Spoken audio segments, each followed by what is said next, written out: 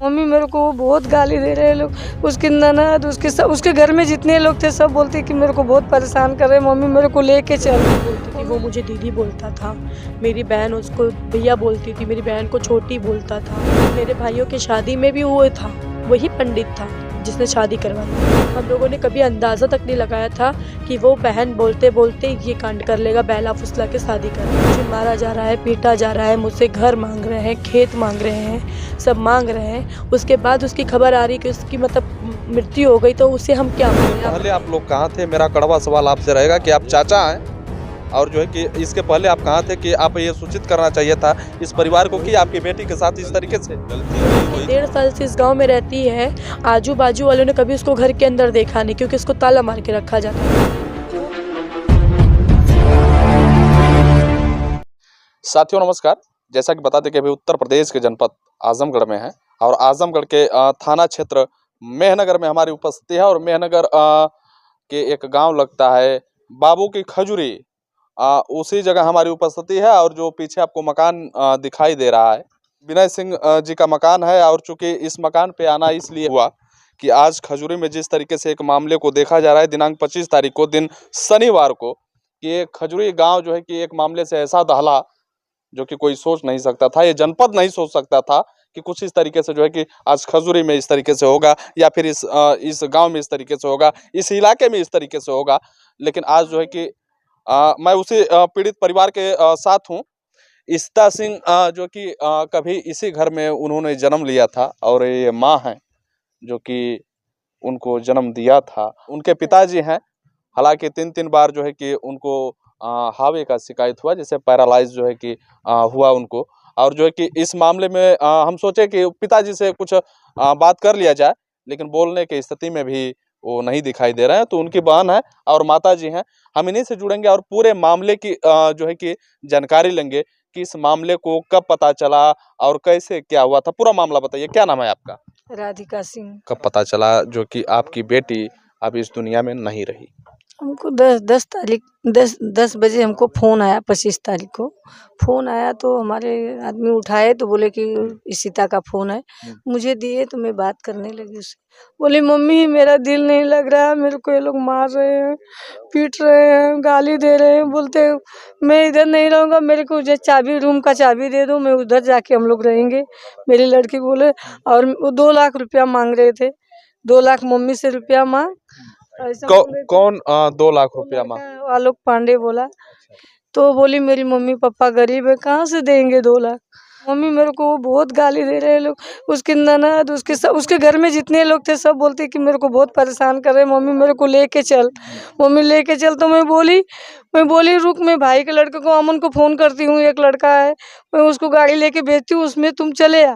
तो वो उसकी फिर ननद फ़ोन ले ली हमारे से, वो लड़की से मेरे बोलती है हमारे घर पे गाड़ी नहीं है, हम भी 4 व्हीलर लिया है, तुम 4 व्हीलर का हमको ये दिखा रही है। तो मैं बोली तुम लोग मेरे लड़की को अगर कुछ किया हो, लड़के को बोली तो मैं तुमको छोड़ूंगी नहीं। मेरी लड़की को लेके गया, अब ले जाके उधर परेशान कर रहा है, गाली दे रहा, मार रहे तुम लोग, नहीं तुमको जमता तो मेरी लड़की को छोड़ दो, मैं लेके जा रही हूँ। तो वो बोलती मम्मी ये लोग बात नहीं करने देते, थोड़ा टाइम के बाद मैं वीडियो कॉल पे बात करती हूँ। वीडियो कॉल की बात करने के लिए मैं बैठी है कि अब वीडियो कॉल करेगी, अब करेगी, उसका फ़ोन नहीं आया। जिस दिन आपकी बात होती है उसी दिन ये सूचना भी आपको मिल जाती है कि इस तरीके से हो गया, हाँ। आपको कि बच्ची नहीं रही। हाँ बच्ची नहीं रही। कितना समय का अंतराल रहा होगा, कितना अंतर रहा होगा जो आपसे बात हुई फिर इसके बाद? 1.5 या 2 घंटे से के अंदर में ही ऐसा हुआ है मेरे से बात होने के बाद। एजुकेशन कहाँ तक था उसका, पढ़ाई लिखाई कहाँ तक था? वो 13 ही पढ़ी थी। ग्रेजुएशन थी। हाँ, और ग्रेजुएशन कहाँ, यहाँ से गांव से की थी? मुंबई से। हाँ, मुंबई से ही पूरा पढ़ाई की थी। हाँ, जिस तरीके से इस मामले को देखा जा रहा है, प्रेम प्रसंग का था। अनिल पांडे का लड़का था गौरव पांडे, जो कि इसी परिवार में कभी जो है कि बचपना भी यहीं वो गुजारा है, इसी परिवार में गुजारा है। और कहीं न कहीं ये भी बात कुछ मीडिया के साथी थे हमारे से पहले जो है कि वो बाइट ले रहे थे, तो उसमें हमने सुना जो है कि इस परिवार से इस तरीके से वो रिश्ता रखता था जैसे कि एक भाई बहन का हो या फिर इस परिवार से जिस तरीके से वो रहता था, तो कभी कोई अंदाजा नहीं लगा पाया। गांव के लोग भी कभी अंदाजा ये नहीं लगा पाते थे कि कुछ आने वाले समय में इस तरीके से कर सकता है। 2022 में उन लोगों ने प्रेम विवाह किया था, तब से उसकी बात हम लोगों से नहीं होती थी। मेरी क्यों आप जो है कि बात करना छोड़ दिए थे? हालांकि प्रेम प्रसंग कोई करना गलत बात तो है नहीं, लेकिन क्यों जो है कि आप लोग छोड़ दिए थे जो है कि बात नहीं करनी? हम लोगों ने छोड़ा नहीं था। हम लोगों हम मतलब यहाँ से कंटिन्यू कॉल करते थे। वो लड़का वहाँ से कॉल उठाने नहीं देता था, वही मना करता था बात करने के लिए। यहाँ से बात करने के लिए हम लोग तो रेडी थे, लेकिन वो लोग बात करने नहीं देते थे कभी।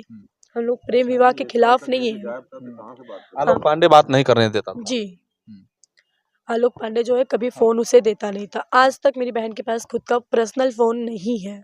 4 घर छोड़ के उसका घर है, तो हालांकि सीधी सी बात है, 4 घर छोड़ के अगर उसका घर है, तो बचपन से जब से वो पैदा हुआ है तो खेलना उठना बैठना इस द्वार से उस घर से इस घर से होता रहता था।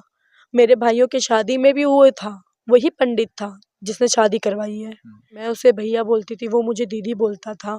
मेरी बहन उसको भैया बोलती थी, मेरी बहन को छोटी बोलता था। जैसे मैं बोलती हूँ अपनी बहन को छोटी, वैसे वो भी छोटी बोलता था। वो भैया बोलती थी।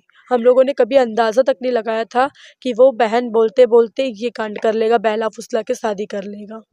आप ही बता रहे हैं कि इशिता जो है कि ग्रेजुएशन कर चुकी थी, तो ग्रेजुएशन मीन्स लमसम मैं जहाँ तक जान पा रहा हूँ कि 22 से 23 साल उसकी एज रही होगी जी। लमसम। तो एक एजुकेशन जो है कि यहाँ तक करने के बाद जो है कि बहलाना फुसलाना एक लड़का, उसका उम्र क्या होगा? लड़के का लड़के का उम्र है 32 साल। मेरी बहन जो है वो 22 साल की थी, 2000 की हुई है, तो 22 साल की थी उस टाइम, जिस टाइम उसने शादी किया था उससे। अब जाके वो 24 साल की हुई है। आपने कहा है कि प्रशासन हमें सूचित करती है जी। कि इशिता जो कि आपकी बहन थी, इस घर की बेटी थी, जी। आप भी इस घर की बेटी हैं, जी। आप उसकी बहन है, बड़ी बहन है, तो प्रशासन आपको ये सूचना देता है कि इशिता जो नाम की लड़की थी, अब वो नहीं रही। ये प्रशासन आपको सूचना देता है। जी, प्रशासन प्रशासन कैसे यहाँ पहुँच पाया था? प्रशासन को कौन सूचना दिया था? इसी प्रशासन गाँव के रहे होंगे? नहीं, उन्हें हॉस्पिटल के थ्रू पता चला था।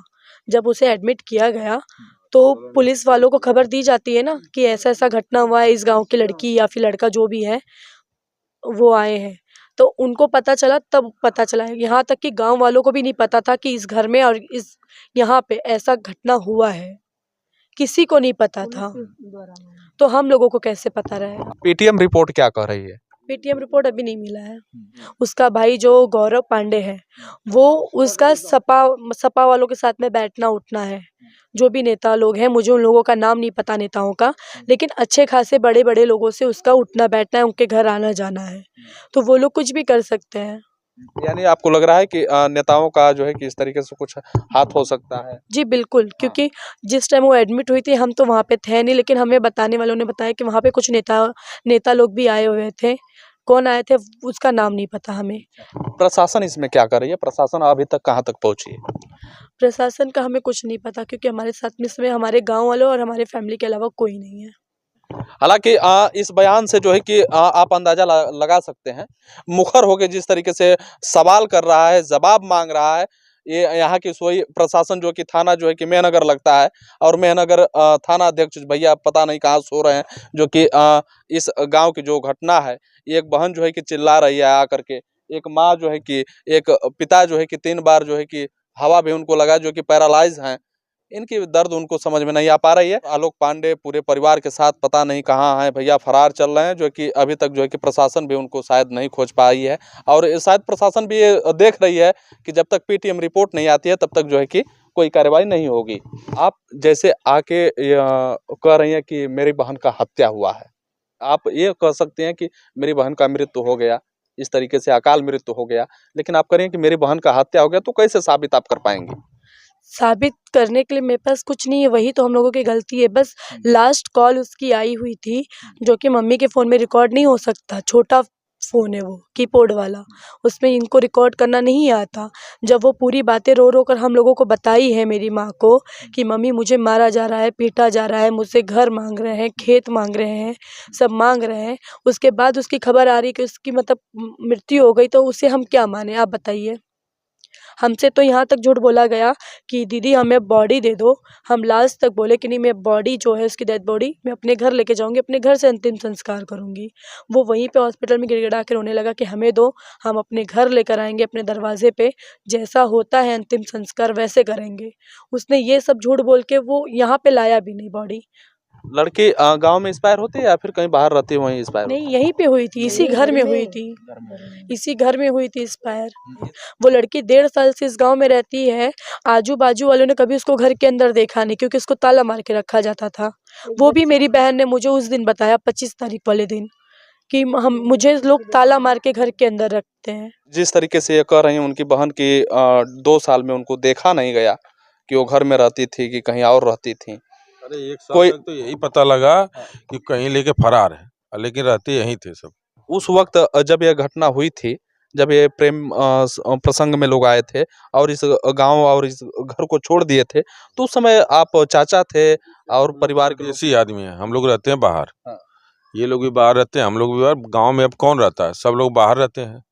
वो तो उसी समय जब घटना घटी थी, लेकिन ये ऐसा लेके गायब हुआ तो भाई हमें भी इज्जत की बात थी कि हमारे घर की लड़की हमारे घर का लड़का लेके भागा है, तो हम लोग बोले छोड़ दो इसको, जाने दो। जब कहते हैं इसलिए हम लोग शांत होकर चले गए कि अब कोई बात नहीं। लेकिन बाद में जब हम कहानी देखे तो कहानी पूरी उल्टी, इसको ऐसा ऐसा दंड दिया जा रहा है, ऐसे ऐसे किया जा रहा है। उसके पहले आप लोग कहाँ थे? उसके पहले आप लोग कहाँ थे? मेरा कड़वा सवाल आपसे रहेगा कि आप चाचा हैं और जो है कि इसके पहले आप कहाँ थे कि आप ये सूचित करना चाहिए था इस परिवार को कि आपकी बेटी के साथ इस तरीके से गलती हुई। उस समय ये लोग घर पे थे, हम लोग थे बाहर। बात वही आपकी एकदम कड़वा जो भाषा पूछे, एकदम सत्य पूछे हैं आप। मैं जो है कि इस ग्राम सभा में, इस गांव में अगर जिससे भी पूछूंगा तो ये सभी लोग ये कहेंगे कि ये गलत हुआ है, इस बच्ची के साथ जो है कि ऐसा नहीं होना चाहिए था या किसी बच्ची के साथ ऐसा नहीं होना चाहिए था। मेरा लास्ट सवाल उनके माँ से है और उनके बहन से है कि आप लोग क्या चाहती हैं? अब रिश्ता तो कभी आएगी नहीं, कोई नहीं ला सकता है उसको, लेकिन आखिरी आपकी मांग क्या है? क्या आप चाहती हैं शासन और प्रशासन से? मैं यही चाहती हूँ कि मेरी लड़की के साथ न्याय हो, उसको न्याय मिले। मेरी लड़की को जबरदस्ती वो लोग ने मारा है, जैसे मारा ऐसे, जैसे मेरी लड़की तड़पी वैसे वो लोग भी, उनको भी सजा मिले। मेरा यही होगी जिसे प्रार्थना है। मेरी सबसे बस यही विनती है कि मेरी बहन को जिस तरीके से लोग ने मारा है उस तरीके से वो देखे, जल्द से जल्द उन लोग के ऊपर कार्रवाई हो, जो भी एक्शन लेना है उन लोगों से जल्दी लिया जाए। क्योंकि जितना उनको ढिल्ला मिलेगा उतना आजू बाजू के लोग, मतलब बहुत सारे लोग ये सोचेंगे कि ऐसे करने पे कुछ नहीं होता, सब खुलेआम फिर बहन बेटियों को मारेंगे। और मैं ये कहना चाहूँगा कि जो सपा सांसद हैं श्री धर्मेंद्र यादव जी, जो कि आपका संसदीय क्षेत्र भी है, और इस मामले को लेकर के एक बार जरूर जो है कि इस पीड़ित परिवार से मिलने का प्रयास करें। और जिस तरीके से एक माँ अपने दर्द को रखी है, एक बहन अपनी बात को रखी है, पिताजी से तो मैं बात नहीं कर पाया क्योंकि बोलने के स्थिति में वो नहीं है। तो हालांकि तमाम लोगों की बातों से आप क्या समझते हैं, अपनी प्रतिक्रिया जरूर दीजिएगा। फिर मिलेंगे नेक्स्ट वीडियो में, तब तक के लिए बने रहिए। NP 10 तक के साथ नवीन प्रताप। जय हिंद।